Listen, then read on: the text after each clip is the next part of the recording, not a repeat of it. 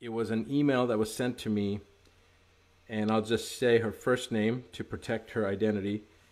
Denise, Denyse.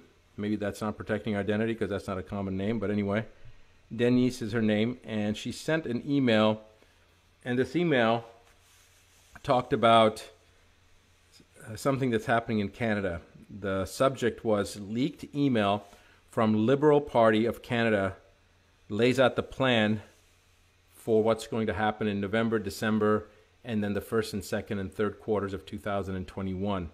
Now, this is not based upon what a person's opinion is or conjecture is. This is based upon what actually happened at a meeting in the legislative bodies on the Liberal side in Canada. So here's what it comes down to. The roadmap and aim was set out by the PMO and is as follows. And I hate looking down when I'm reading this, so let me see if I can read it this way. All right. Phase in secondary lockdown restrictions on a rolling basis, starting with major metropolitan areas first and expanding outward. Expected by November 2020. Next one. Rush the acquisition of or construction of isolation facilities across every province and territory. Expected by December 2020. These are concentration camps they're talking about. Daily new cases of COVID-19 will surge beyond capacity of testing. Interesting that they already know that they're going to surge, right? Why? Because they know that if there is such a virus out there, assuming that there's a real virus out there, the testing is already going, it's already predetermined. They're testing, they're attenuating, they're basically amplifying the RT-PCR test to the point that every human being will test positive. That's what their goal is. All right, so the new daily new cases of COVID will surge beyond capacity of testing, including increases in COVID-related deaths following the same growth curves, expected by end of November 2020. Complete and total secondary lockdown, much stricter than the first and second rolling phase restrictions, expected by end of December 2020, early January 2021. Reform and expansion of the unemployment program to be transitioned into the Universal Basic Income Program, expected by Q1 2021. Projected COVID-19 mutation and or co-infection with secondary virus referred to as COVID-21, leading to a third wave with much higher mortality rate and higher rate of infection, expected by February 2021. Daily new cases of COVID-21 hospitalizations and COVID-19 and COVID-21 related deaths will exceed medical facility capacities expected by Q1, Q2 of 2021. Enhanced lockdown restrictions referred to as third lockdown will be implemented. Full travel restrictions will be imposed, including inter-province and intercity, expected by Q2 2021. Guys, understand that. That means that if you're in British Columbia, you can't go to Quebec. All right?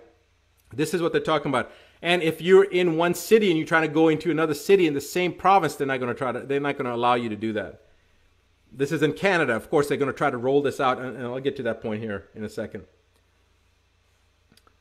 All right. Transitioning of individuals into the Universal Basic Income Program, expected mid-Q2 2021. Projected supply chain breakdowns in inventory storage, large economic instability, all expected late Q2 2021.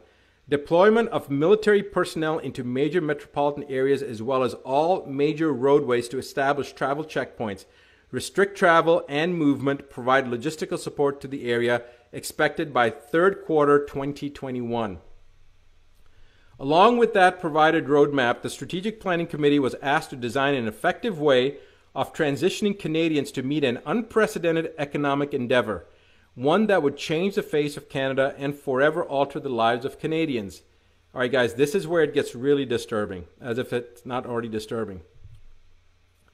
What we are told was that in order to offset what was essentially an economic collapse on an international scale, that the federal government was going to offer Canadians a total debt relief. So people are getting excited about that. That sounds good, but wait. This is how it works. The federal government will offer to eliminate all personal debts, all mortgages, all loans, all credit cards, etc., with all funding which all funding will be provided to Canada by the IMF under what will become known as the World Debt Reset Program. In exchange for acceptance of this total debt forgiveness, the individual would forfeit ownership of any and all property and assets forever. In exchange for acceptance of this total debt forgiveness, the individual would forfeit ownership of any and all property and assets forever. The individual would also have to agree to partake in the COVID-19 and COVID-21 vaccination schedule, which will provide the individual with unrestricted travel and unrestricted living even under a full lockdown. So if you agree, you can go do anything you're doing as long as you partake in the COVID-19 and COVID-21 vaccination schedule, regardless of the lockdown. Magically, you take this vaccine and boom, guess what? You don't have to social distance. You don't have to wear a mask anymore because you have already gotten your vaccines. All right. So this is unrestricted living even under a full lockdown through the use of a photo identification referred to as Canada's Health Pass. Committee members asked who would become the owner of the forfeited property and assets in that scenario, and what would happen to lenders or financial institutions. We were simply told the World Debt Reset Program will handle all of the details. So when they were asked what happens to the property and what happens to the banks, don't worry about it, we're going to take care of it. That's what they were told. All right. And now it gets really, really interesting. Wow.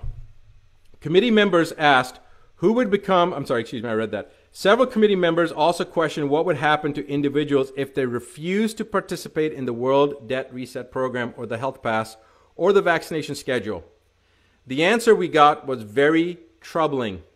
Essentially, we were told it was our duty to make sure we come up with the plan, meaning the Liberal Party was told that it was their duty to come up with a plan to ensure that would never happen.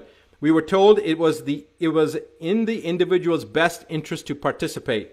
When several committee members pushed relentlessly to get an answer, we were told that those who refused would first live under the lockdown restrictions indefinitely, and that over a short period of time, as more Canadians transitioned into the debt forgiveness program, the ones who refused to participate would be deemed a public safety risk and would be relocated into isolation facilities.